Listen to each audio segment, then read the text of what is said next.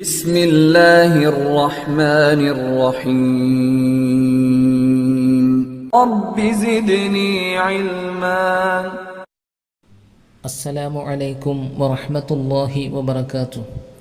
الحمد لله الذي هدانا لهذا وما كنا لنهتدي لولا أن هدانا الله والصلاة والسلام على سيدنا محمد رسول الله صلى الله عليه وسلم وعلى آله وصحابه الفائزين برضا الله. أما بعد فأعوذ بالله من الشيطان الرجيم. بسم الله الرحمن الرحيم. اهدنا الصراط المستقيم. قال الله عز وجل. സ്നേഹമുള്ള വിശ്വാസികളെ, ഏതാനും ദിവസങ്ങൾക്ക് മുമ്പ് വയനാട് സ്വദേശിയായ ഒരു യുവാവ് കുപ്രസിദ്ധമായ ഒരു ത്വരീഖത്ത് സംഘടനയിൽ നിന്നും തന്നെ പുറത്താക്കിയതിൻ്റെ പേരിൽ തൻ്റെ ഭാര്യയും മക്കളും പോലും തന്നോട് സംസാരിക്കുന്നില്ലെന്നും കുടുംബത്തിൽ നിന്നും ഭ്രഷ്ട് കൽപ്പിച്ചിട്ടുണ്ടെന്നും ചൂണ്ടിക്കാട്ടിക്കൊണ്ട് ജീവനൊടുക്കാൻ ശ്രമിച്ചിരുന്നു. ഇതേ സമയത്തു തന്നെയാണ് പ്രസ്തുത കുപ്രസിദ്ധ ത്വരീഖത്ത് സംഘത്തിൽ നിന്നും ഊരുവിലക്കി എന്ന് ചൂണ്ടിക്കാണിച്ചുകൊണ്ട് ദമ്പതികളും അവരുടെ സഹോദരിയും വാർത്താ സമ്മേളനവും നടത്തുകയുണ്ടായി.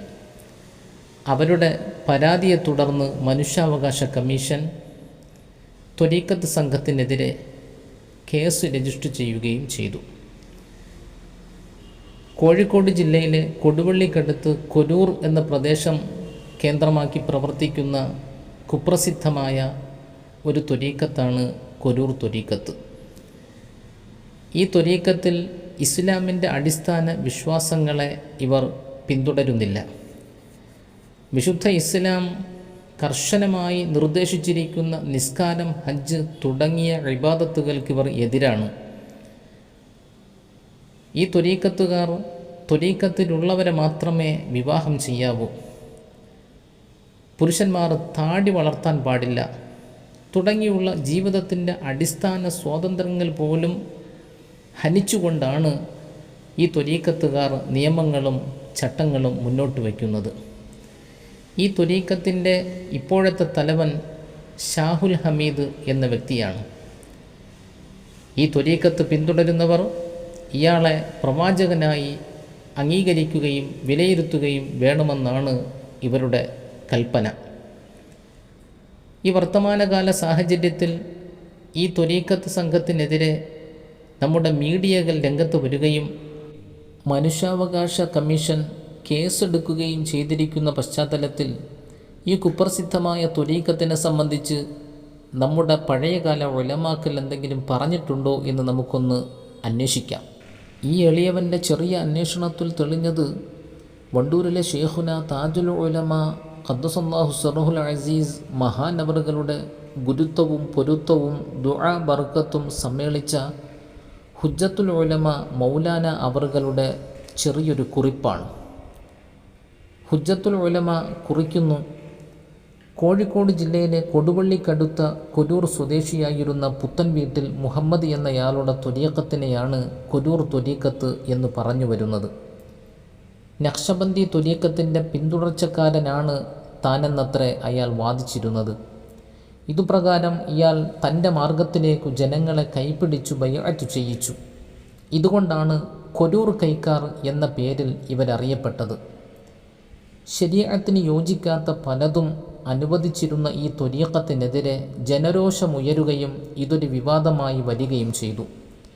സ്ത്രീ പുരുഷന്മാർ തമ്മിൽ കൂടിക്കലരൽ, നിസ്കാരമില്ലായ്മ എന്നിങ്ങനെ പലതും ഇവർക്കെതിരെ ഉന്നയിക്കപ്പെട്ടിരുന്ന കുറ്റങ്ങളാണ്.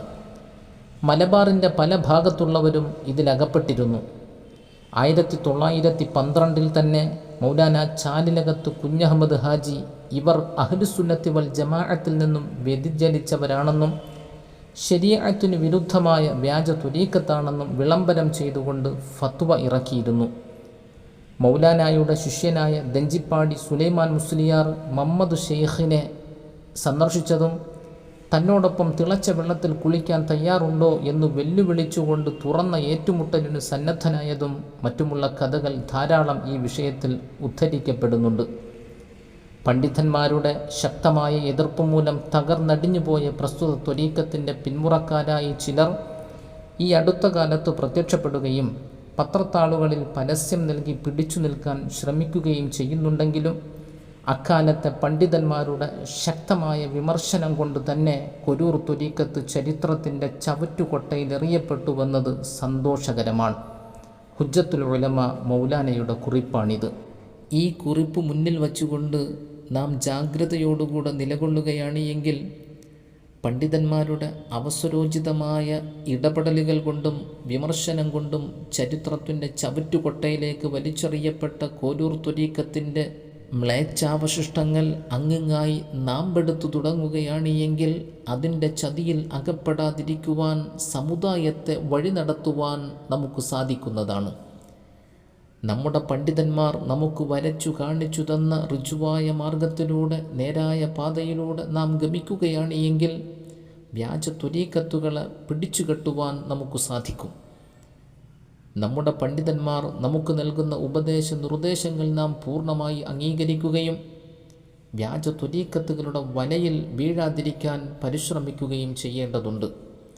അതുകൊണ്ട് തന്നെ പ്രിയമുള്ളവരെ, വ്യാജ ത്വരീക്കത്തുകളുടെ അതിപ്രസരം നമ്മുടെ ഭാഗത്തെവിടെ ഉണ്ടാവുകയാണ് എങ്കിലും നാം ചെയ്യേണ്ടത് നമ്മുടെ സുന്നത്ത് ജമാഅത്തിൻ്റെ കറകളഞ്ഞ പണ്ഡിതന്മാരെ സമീപിക്കുകയും ആ വിഷയവുമായി ബന്ധപ്പെട്ട് നമ്മുടെ സുന്നത്തു ജമാഅത്തിൻ്റെ പണ്ഡിതന്മാരുടെ ഉപദേശ നിർദ്ദേശങ്ങൾ നാം സ്വീകരിക്കുകയും ചെയ്യേണ്ടതുണ്ട്.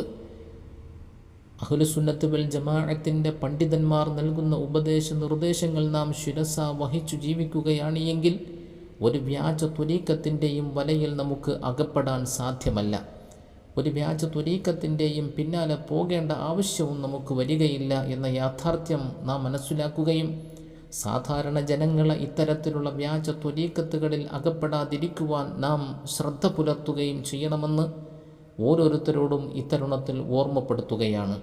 അല്ലാഹു സുബ്ഹാനഹു വ തആല ഔദാര്യമായി നമുക്ക് നൽകിയിരിക്കുന്ന ഈമാനും ഹിദായത്തും ഒരു കേടുപാടുകളും സംഭവിക്കാതെ തന്നെ കാത്തു സൂക്ഷിക്കുവാനും കാമിലായ ഈമാനോടുകൂടി ജീവിക്കുവാനും ജീവിതാവസാനം ലാ ഇലാഹ ഇല്ലല്ലാഹ് ഉച്ചരിച്ച് ശുദ്ധ ഹൃദയത്തോടുകൂടെ ഫായിസീങ്ങളോടൊപ്പം സ്വർഗത്തിൽ പ്രവേശിക്കാൻ ഉതകുന്ന തരത്തിൽ മരിക്കുവാനും നാഥനായ തമ്പുരാൻ നാം ഏവർക്കും തൗഫീഖ് നൽകി അനുഗ്രഹിക്കട്ടെ.